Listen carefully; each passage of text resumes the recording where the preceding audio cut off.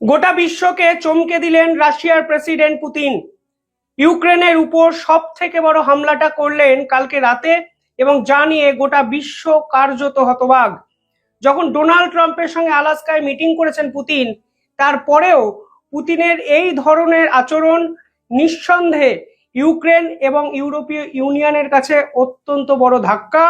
যদিও পুতিন এ সময় সব থেকে বড় প্রতিশোধ নেওয়ার চেষ্টা করছেন, এবং ডোনাল্ড ট্রাম্প, ইউক্রেন এবং ইউরোপীয় ইউনিয়ন দিনের পর দিন যেভাবে পুতিনের বিপক্ষে ষড়যন্ত্র করেছেন, যেভাবে পুতিনের সঙ্গে সম্পর্ক রাখার জন্য ভারতের বিপক্ষে একাধিক গুরুত্বপূর্ণ পদক্ষেপ নিয়েছেন, এই মিসাইল স্ট্রাইক যেন সবকিছুর বিপক্ষে ঝোড়ো একটি বার্তা।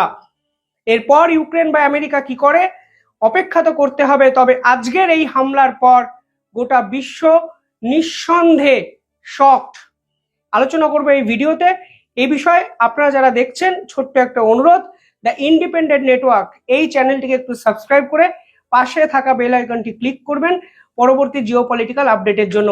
ইতিহাস থেকে বর্তমান, সময় থেকে সমাজ, দেশ থেকে বিদেশ, ইতিহাস শুধু বইতে নয়, দেখবেন ভিডিওতেও। এই নেটওয়ার্ক এখন অনেক বড়। আপনারা দেখছেন দ্য ইন্ডিপেন্ডেন্ট নেটওয়ার্ক। ইউক্রেনের প্রেসিডেন্ট জেলেনস্কি কালকে সকলকে চমকে দিয়ে জানিয়েছেন, এ মাসের সব থেকে বড় হামলাটা রাশিয়ান মিলিটারি কালকে গভীর রাতে ইউক্রেনের উপরে করেছে, এবং রাশিয়ার পক্ষ থেকে কনফার্ম করা হয়েছে তারা 574টি ড্রোন অ্যাটাক করেছে ইউক্রেনের উপর। 40টি মিসাইল হামলা ইউক্রেনের 16টি জায়গায় করা হয়েছে রাশিয়ার পক্ষ থেকে। এবং যে তথ্য আমাদের সামনে উঠে আসছে সেখানে বলা হচ্ছে শহীদ ড্রোন ব্যবহার করা হয়েছে, পাশাপাশি ইস্কাদার এম মিসাইল এবং নর্থ কোরিয়ান KN-23 এই মিসাইলের প্রয়োগ কিন্তু রাশিয়ার মিলিটারি করেছে। অর্থাৎ এক কথায় সকলকে চমকে দিয়েছেন রাশিয়ার প্রেসিডেন্ট পুতিন।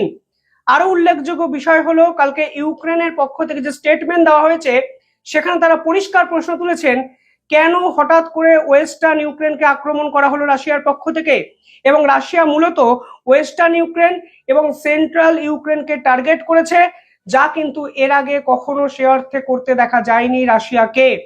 অর্থাৎ রাশিয়ার যে টার্গেটেড পয়েন্ট দোনবাস অঞ্চল, যেখানে দোনেক্স আছে, লুহান্স আছে, খেরসন আছে এবং জাপোরিজিয়া বা ক্রিমিয়া আছে, এর বাইরে হঠাৎ করে সেন্ট্রাল ইউক্রেন কিংবা এবং ওয়েস্টার্ন ইউক্রেনকে কেন আক্রমণ করা হলো রাশিয়ার পক্ষ থেকে, সেটাই সব থেকে বড় প্রশ্ন। এবং ইউরোপীয় ইউনিয়ন টোটালি শকড। ওয়েস্টার্ন ইউক্রেনের কিছুটা দূরেই অবস্থান করছে ফ্রান্স, এবং ইউরোপ যে ভয়টি এতদিন ধরে পাচ্ছিল যে যদি কোনোভাবে রাশিয়া ইউক্রেনকে অধিকৃত করে ইউরোপীয় ইউনিয়নের সমস্ত দেশের দিকে ধাবিত হয়, অর্থাৎ কোনোভাবে যদি ইউক্রেনের ওয়েস্টার্ন পার্টে রাশিয়া পৌঁছে যায়, তাহলে কিন্তু ইউরোপের শান্তি শৃঙ্খলা এবং সিকিউরিটি বিঘ্নিত হতে পারে। আর আজকে সেই ওয়েস্টার্ন পার্টে কিন্তু রাশিয়ান মিসাইল আছড়ে পড়েছে, যেখানে ইউক্রেনের একাধিক সেক্টর কিন্তু রীতিমতো চূর্ণ বিচূর্ণ হয়ে গেছে। আরো ইন্টারেস্টিং একটি খবর আমাদের সামনে এসছে, সেখানে বলা হচ্ছে ইউক্রেনে একটি আমেরিকান কোম্পানি ছিল, আমেরিকান ফার্ম, তারা নাকি অত্যন্ত গুরুত্বপূর্ণ ইলেকট্রনিক্স কিছু গ্যাজেট তৈরি করত, যা অত্যন্ত ইম্পর্টেন্ট, অন্তত ইউক্রেনের সাপেক্ষে সেই ফার্মটি ছিল, সেটি সম্পূর্ণভাবে উড়ে গেছে রাশিয়ার মিসাইল অ্যাটাকে। অর্থাৎ যখন পিস টক চলছে, যখন আলাস্কাতে ডোনাল্ড ট্রাম্পের সঙ্গে পুতিনের বৈঠক চলছে, যখন ডোনাল্ড ট্রাম্প জেলেনস্কির সঙ্গে বৈঠক করেছেন, ইউরোপীয় ইউনিয়নের একাধিক লিডারের সঙ্গে বৈঠক করেছেন, ঠিক তখনই পুতিনের রাশিয়ার মিসাইল কালকে ইউক্রেনকে রীতিমতো কাঁপিয়ে দিয়েছে, এবং সেই কাঁপুনি কিন্তু পৌঁছে গেছে হোয়াইট হাউস অব্দি, ডোনাল্ড ট্রাম্পের টেবিল অব্দি। বার্তাটা কি দেওয়ার চেষ্টা করলো পুতিন, একটু সহজভাবে বোঝা যাক। পুতিন বুঝিয়ে দিয়েছেন এই মুহূর্তে তার হাতে সময় নেই। আমেরিকাকে সিদ্ধান্ত নিতে হবে যে তারা কি সত্যি সিজফায়ার করাতে পারবেন, নাকি পুতিনের চাহিদা তারা মেনে নেবেন কি মেনে নেবেন না। রাশিয়ার বিপক্ষে কি যুদ্ধ চাইছে ইউরোপীয় ইউনিয়ন কিংবা ইউক্রেন, মানে ফুল ফেজ ওয়ার চাইছে? এই যুদ্ধটা কি ইউক্রেনকে ছাপিয়ে গিয়ে ইউরোপীয় ইউনিয়ন এবং আমেরিকাকে আরো এঙ্গেজ করবে? পুরো বিষয়টা কিন্তু অদ্ভুত এক গোলকধাঁধাময় পরিস্থিতিতে কিন্তু কনভার্ট হলো কালকে রাতে। দেখুন, একটা জিনিস পরিষ্কার হয়ে যাচ্ছে, আলাস্কায় পুতিন এবং ডোনাল্ড ট্রাম্পের যে মিটিং হয়েছে সেই মিটিং আপাতত ব্যর্থ। সেই মিটিং এর কোনো রেজাল্ট আমেরিকার পক্ষে যায়নি, তা অন্তত এই হামলায় পরিষ্কার বুঝিয়ে দিয়েছেন পুতিন। এবং যে শর্ত পুতিনের পক্ষ থেকে ডোনাল্ড ট্রাম্পকে চাপানো হয়েছে সেই শর্ত মানাতেও ডোনাল্ড ট্রাম্প ইউক্রেনকে কিন্তু পারেননি। পুতিন বলেছিলেন আমার দোনবাস অঞ্চল অর্থাৎ ইউক্রেনের ইন্ডাস্ট্রিয়াল মেন যে অঞ্চল দোনাক্স এবং লুহেন্স, এবং এই দুই অঞ্চলকে ইউক্রেনকে তুলে দিতে হবে রাশিয়ার হাতে, তাহলে এই রাশিয়া কিন্তু যুদ্ধ বন্ধ করবে। কিন্তু ইউক্রেন কোনোভাবেই সেই শর্তে রাজি হয়নি। বলা ভালো ডোনাল্ড ট্রাম্প কিন্তু রাজি করাতে পারেননি।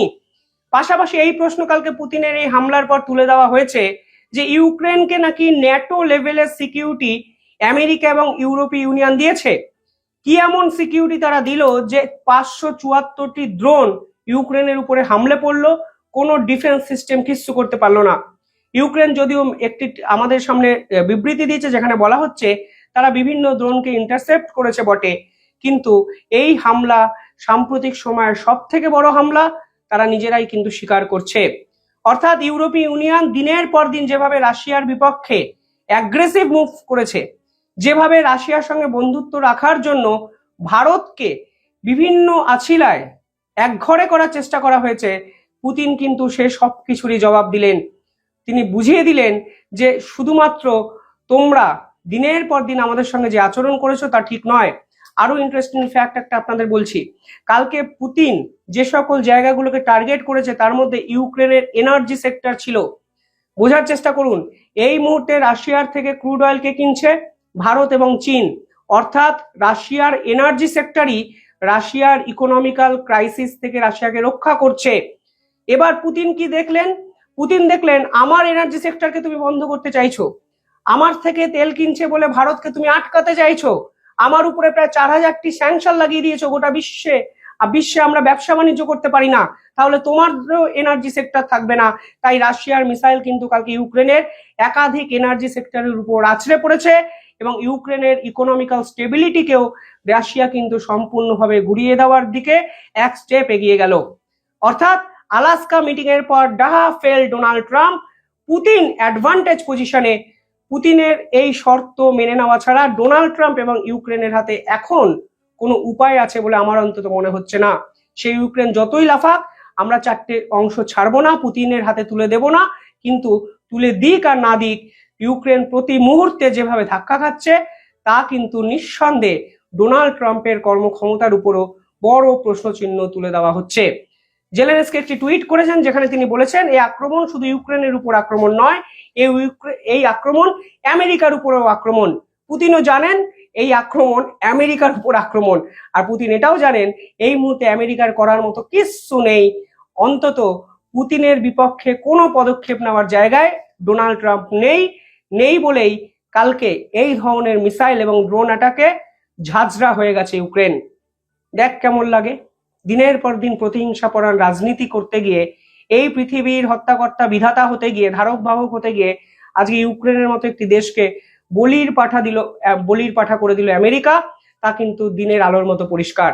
শুধুমাত্র নিজেদের বাঁচাতে গিয়ে ইউরোপের বিভিন্ন দেশগুলো ইউক্রেনকে সামনে রেখে পিছন থেকে লড়াই চালিয়ে যাচ্ছে, আর একটু একটু একটু করে ইউক্রেন কিন্তু শেষ হচ্ছে। এটাই হলো বাস্তবের আসল চেহারা, আসল চিত্র। কিভাবে দেখছেন কমেন্টে জানাবেন, আর চ্যানেলটিকে ভালো লাগলে একটু সাবস্ক্রাইব করে দেবেন। আপনারা অনেকে ভিডিও দেখছেন কিন্তু সাবস্ক্রাইব অংশ মানে খুব অল্প সংখ্যক মানুষ করছেন। এ আমার একটা অনুযোগ, দয়া করে সাবস্ক্রাইব করবেন, পাশে থাকা বেল আইকনটি ক্লিক করবেন। ধন্যবাদ।